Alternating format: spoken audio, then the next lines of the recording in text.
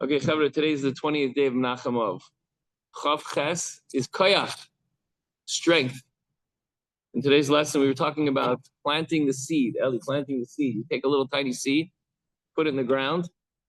It's this little brown thing, and out of it sprouts from the ground, beautiful tree, fruits, flowers, plants, bushes. Remember the bushes, Simpastera? Yeah, exactly. So giving tzedakah is analogous to seeding. But just as with a seed, what is produced by the seed far exceeds the seed, both in quantity and quality, so too with tzedakah. And then Alter was going to say at the end how, Steve, Eretz Yisrael, like that's where it starts. At any rate, it's clear from the above that vegetative growth entails producing something far superior to that which was sown in the ground. Well, if we got back what we put in, no one would want the seed. It's just a little brown thing that disintegrates in the ground. It's amazing what comes out of that seed, but you got to put it in the ground, and then you got to water it, and you got to sow it, and then you got to work on it. So Alter will now explain how man's tzedakah and kindness affect the divine manifestation that utterly transcends man's service. And this results in his receiving as a reward for his actions, not only a share in the world to come. Yes, you do a mitzvah, chelik le'olam haba, but even more than that, much more. Also, the qualitative superior revelation of tshuva law, the higher level of tshuva that transcends by far any state that could be called a world. Even beyond the world, you get reward.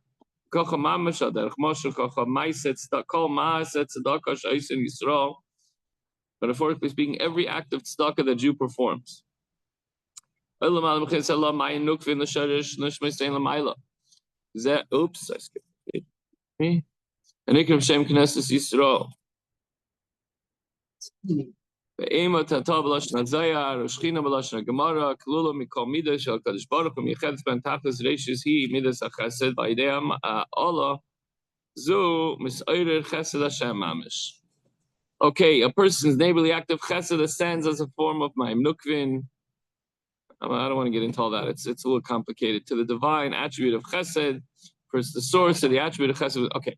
So through this elevation, the actual chesed of Hashem, it says, Ayidei halazu, through doing your effort, you are misoider.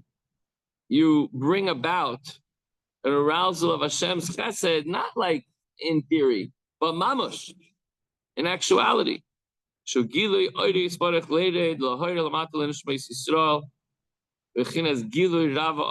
a great and intense revelation of his light descends into this world, where it lights up the souls of Israel, at least during the time of davening, if not permanently.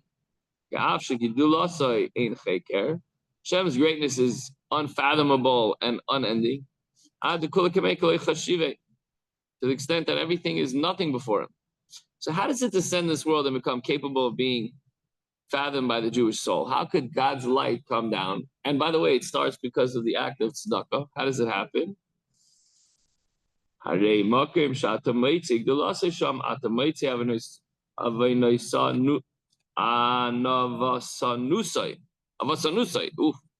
that's a mouthful. Even so, where you find this greatness, there you find Hashem's humility. What does that mean? So the very greatness and chesed of Hashem always finds expression in Hashem's humility, meaning in his ability to descend and reveal himself in the lowest level, so far away from it. If we were, sometimes people, when they make a lot of money, they have no time for the simple folk, right? Even further than that, it's one thing if you even know the person. Imagine you go through a town, you don't even know, you see a homeless guy, you don't want to, this has nothing to do with me. Hashem takes his time. We're like the homeless guy on the side of the road. Hashem takes his time to put energy, effort, kindness, give us everything that we need and want. And Hashem's kindness can be likened to water in its ability to manifest itself within a Jew's soul in this lowly world. Water trickles down to the lowest places. I know, I was up on the roof yesterday. And no matter how much you take care of it, if there's one little crack, the water will find its way down. The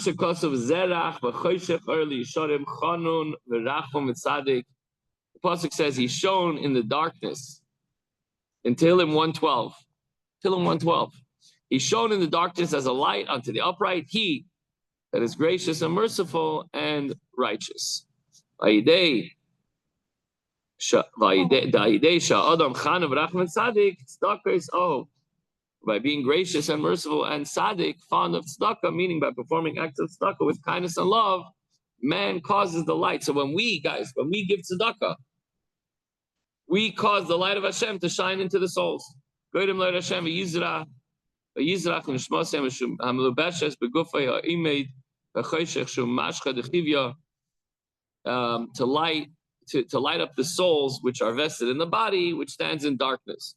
Since the body is likened to the hide of the snake, God nevertheless causes His light to shine into the neshama, into the soul, even as the soul finds itself in the unenlightened body.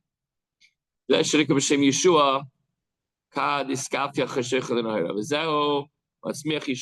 the whole purpose of the planting. And here we're getting to the point.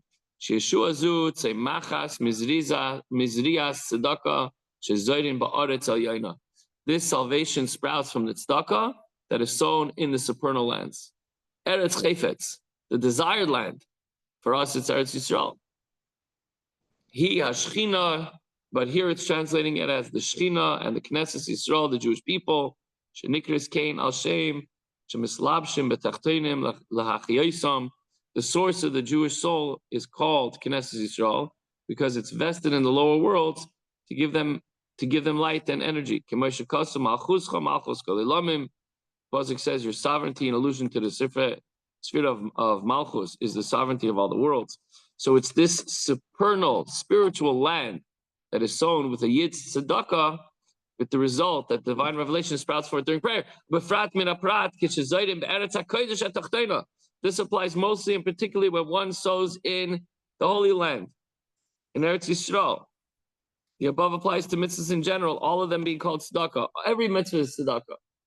But our performance of the tzedakah, we commandments as accounted for, all the mitzvahs are like tzedakah, so they'll be given credit. But it applies even more particularly when tzedakah is planted in the Holy Land, maintaining those who study Torah and serve Hashem there. So if a person's doing mitzvahs in the Holy Land and we support them, that's the beginning. That's where everything starts. Shemechuvenes, Kenegda, Mamish, which truly corresponds to, meaning the Holy Land below, which is opposite the Holy Land of above. It's a reflection. When you plant the seed in the physical land of Eretz Yisrael with tzedakah, it affects the spiritual Holy Land in heaven without any obstacles or hindrance, anything whatsoever. Nothing gets in the way of affecting the land above when you plant a seed into the Holy Land below. Because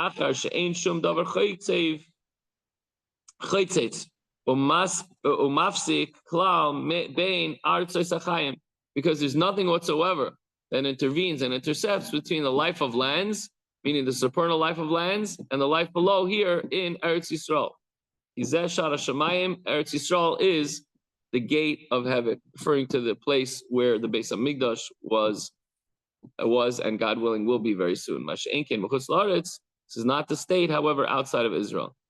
So when we give tzedakah in the land, and he says, the Alter Rebbe says, "V'dai l'mevin," this is enough for now. He says, that's going to suffice. The takeaway is the science of your importance is as follows. Your neshama is rooted in the spiritual source known as the congregation of Israel, Knesset Yisrael. And this source is interconnected with the attribute of Hashem. Thus, your actions exert influence over everything and everywhere beyond the world. But it starts in giving tzedakah, first to the land of Israel, and then everywhere else spreads out from there, and we're all blessed, God willing. Have a wonderful, amazing, incredible Shabbos Kodesh wherever you may be.